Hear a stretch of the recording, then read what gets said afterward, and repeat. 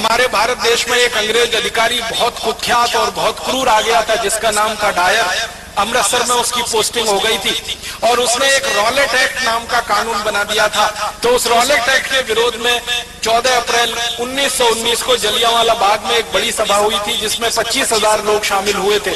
उस बड़ी सभा पर डायर ने अंधाधुंध गोलियां चलाई थी। आप अंदाजा लगा सकते हैं, अगर आप में से किसी भाई ने और बहन ने पुलिस में नौकरी की हो या सेना में नौकरी की हो, तो इस बात का अंदाजा उनको बहुत अच्छे से लगेगा। 15 मिनट के अंदर 1650 राउंड गोलियां चलाई थी डायर ने। 15 मिनट के अंदर 1650 राउंड गोलियां चली थी और 3000 से ज्यादा क्रांतिकारी वहीं तड़प तड़प के मर गए थे। आप में से जिन लोगों ने अमृतसर देखा है, जलियांवाला बाग देखा है, आपको मालूम है जलियांवाला बाग के घुसने के लिए और निकलने के लिए एक ही दरवाजा है। चारों तरफ से वो 4 दीवारी से घिरा हुआ है और दरवाजा भी मुश्किल से 4, 4.5, 5 फीट का है। उस दरवाजे पर डायर ने तोप लगा दी थी आके, ताकि कोई निकल के भागने ना पाए। और जलियांवाला बाग में एक कुआं है, बल्कि 2 कुएं हैं, अंधे कुएं के रूप में जाने जाते हैं। अंधाधुंध जब 1650 राउंड 1650 राउंड गोलियां चली, तो जो गोलियों के शिकार हुए वो तो वहीं पे शहीद हो गए। जो बच गए उन्होंने जान बचाने के लिए कुओं में छलांग लगाई और कुआं लाशों से पट गया, मृत शरीरों से पट गया। और 15 मिनट तक अंधाधुंध गोलियां चलाकर हंसते हुए खिलखिलाते हुए डायर वहां से चला गया। रास्ते में जाते हुए अमृतसर की सड़कों के दोनों तरफ जो भी भारतीय नागरिक उसको मिला, उनको गोलियां मारकर पीछे तोप के मुंह से रस्सी से बांधकर घसीट कर वो लेके गया था। इसका इनाम उसको अंग्रेजों की संसद की तरफ से मिला था, शाबाशी मिली थी, उसकी पदोन्नति हुई थी, उसका प्रमोशन हुआ था और उसको भारत से लंदन भेज दिया गया था और बड़े ओहदे पर।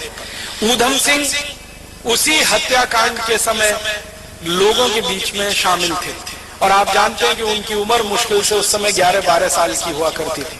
तो उस हत्याकांड के समय जब वो शामिल थे और उन्होंने अपनी आंखों से देखा, तो उन्होंने संकल्प लिया था और संकल्प उनका ये था कि जिस डायर ने क्रूरता के साथ मेरे देश के नागरिकों की हत्या की है, इस डायर को मैं नहीं छोड़ूंगा। ये मेरे जीवन का आखिरी संकल्प है। और इस संकल्प को पूरा करने के लिए आपको एक बात और मालूम है शहीद आजम ऊधम सिंह की, कि घर से एकदम गरीब थे, माता पिता का साया उठ चुका था, अनाथ आश्रम में बड़े हुए थे पलकर। माता पिता साथ में नहीं थे, दोनों मर चुके थे। बड़े भाई थे, उनकी मृत्यु हो चुकी थी किसी बीमारी से। अपने परिवार में वो अकेले रह गए थे और उनके पास आर्थिक संसाधन कुछ नहीं थे। तो जब उन्होंने योजना बनाई डायर को मारने की, संकल्प पहले ले लिया और योजना बनाई, तो लंदन जाना है, लंदन जाने के लिए पैसे चाहिए, पैसे कहां से आएंगे? तो उन्होंने तय किया कि मैं किसी के सामने हाथ फैलाऊं, उससे अच्छा है मैं मेहनत मजदूरी करके पैसे कमाऊं। तो उन्होंने कारपेंटरी का काम सीखा, ये लकड़ी का काम जिसको हम कहते हैं, और लकड़ी का काम करते करते इतने पैसे जमा किए कि अमेरिका गए, फिर अमेरिका से लंदन पहुंच गए। लंदन पहुंच के फिर एक होटल में काम किया पानी पिलाने का, ताकि कुछ पैसे इकट्ठे हों और बंदूक खरीदी जा सके, पिस्तौल खरीदी जा सके। और ये सब काम करते करते शहीद आजम ऊधम सिंह को आप जानते हैं 21 साल लग गए।